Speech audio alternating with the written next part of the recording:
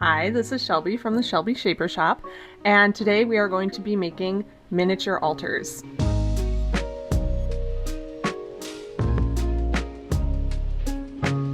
I sell these altar kits in my Etsy shop, but sometimes you want one for something that's really specific. I usually sell them for love, for money, for good health, things of that sort. But if you're looking for something that's like really personalized towards you, or you just feel like being crafty and making one yourself, by all means, let's make one together. The purpose of these altars is to be able to create a space for something that you want to put your energy towards. You want to manifest something or just put good energy towards something, but you can't dedicate an entire altar or a whole part of your house to it. The idea is that you can take pretty much any box that has a lid that fits inside of itself, and you can turn that into a miniature altar. I came up with this idea in college when I was living in a dorm and I could not have a full altar in my dorm room. So I came up with this little idea to have a bunch of tiny altars dedicated to all of the things that I wanted to focus on.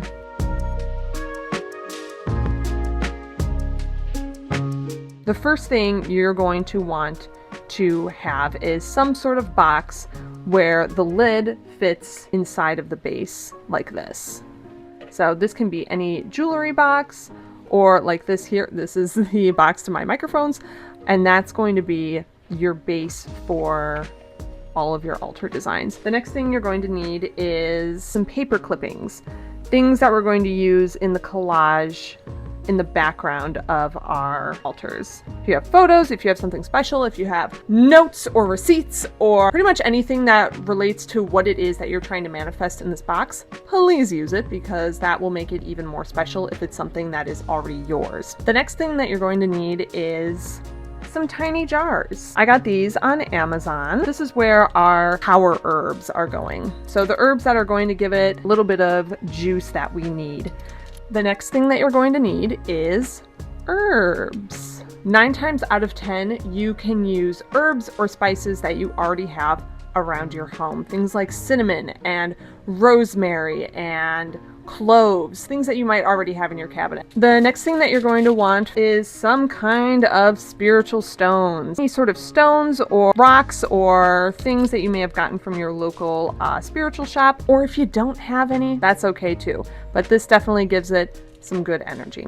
Next, we're going to use some scrap fabric. I like to use this canvas material. It has this really nice fraying edge, so it makes the cutest tiny carpets. Any fabric that you have, go for it. This is meant to be kind of your altar cloth. When you're making a full-size altar, you like to have tablecloth or something to put all of your things onto. It kind of makes it a sacred space. Now, the box itself is considered the sacred space, but I also like to have the altar cloth on there as well. In this video, I will be showing you how I make my tiny carpets out of glue, canvas, and watercolor paint. Next, you're going to need candles. You can use these candles that you can get at pretty much any metaphysical shop, or you can use birthday candles as well. This is what we're going to use to seal off our jars. Next thing you're going to need is some paint, found at any craft store, and of course paintbrushes as well. And then finally, this part is totally optional, but if you have any pens or markers, or I have these little stamps, bring those out too so you can decorate the outside of your box. I think that makes it extra special. Now that we have all of our materials, we are going to go ahead and get started with Step 1, painting our box.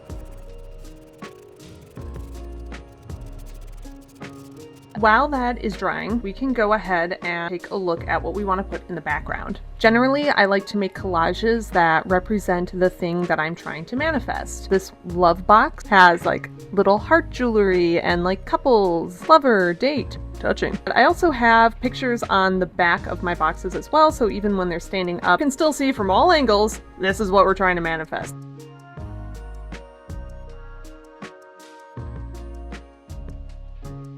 Now that we have our pieces picked out, the next thing that we can do is our herb jars. Now I'm going to look up a couple of spiritual herbs that are good for love, that are good for bringing abundance, that are good for money. So you can look up any of those things and pick out what you may have, in your storage. I'm looking for herbs that are going to connect me to my spirit guides a little bit more. Angelica, mugwort, bay laurel, cinnamon, sandalwood, rose, frankincense. I like to keep my herbs in the jars to around 3 or 4. And especially if this is something where you're calling something else in spiritually, I like to top it off with salt just to make sure that our intentions are pure and nothing crazy is getting in. The herbs that I am going to use in my jar will be cinnamon, coltsfoot, angelica root or archangel root, and also mugwort. Also going to top it off with some salt. If you can't find 3 or 4 herbs, that's fine. Use whatever you have. This is about intention. This is your box.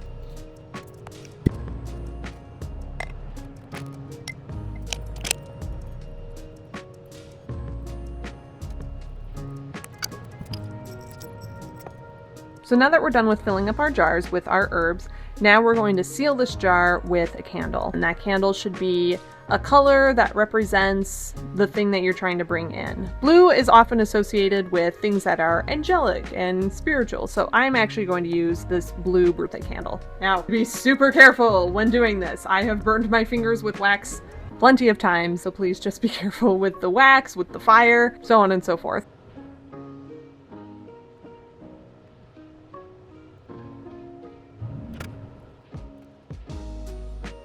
Now that we have our jar sealed off, we can put that off to the side. We are going to make our little tiny carpets. So I like to use a canvas material. This canvas you can get at Michael's for pretty cheap by the yard. The first thing that I do is cut out a piece of the canvas, carefully fray your edges to make them look like little carpet fringe.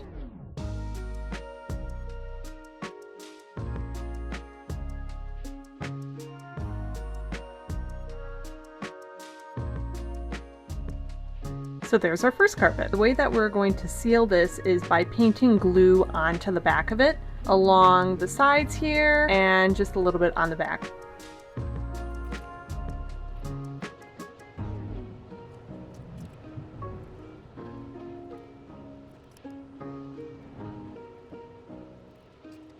And now we're going to do that to our smaller carpet, so the one that's going to go on top of it.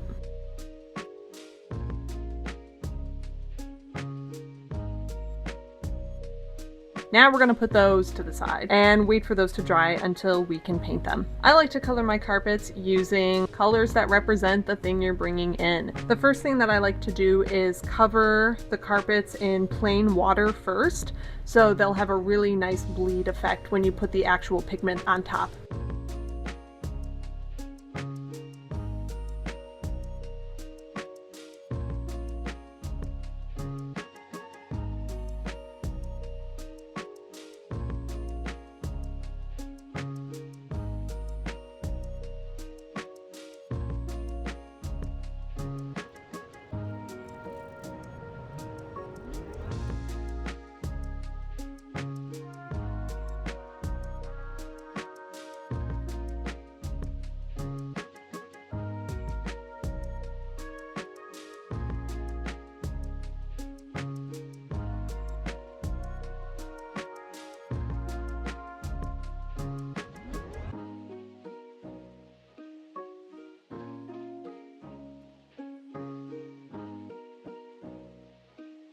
Okay, now that our boxes are all decorated, they have words and some symbols that would remind me of connecting with a higher realm. So now we have all of our pieces together. The last thing that we need to do now is pick out our stones. I have this piece of Turritella agate and this piece of amethyst. Let's put it all together.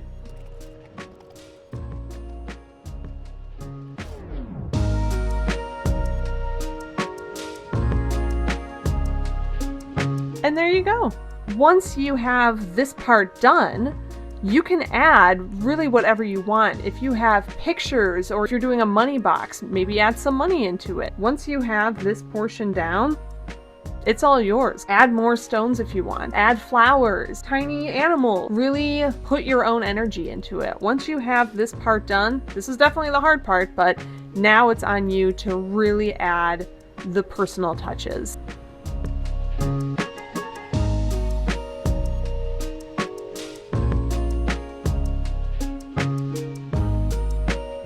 I want to thank you so much for watching this video. I hope you made something absolutely beautiful and personal and meaningful to you.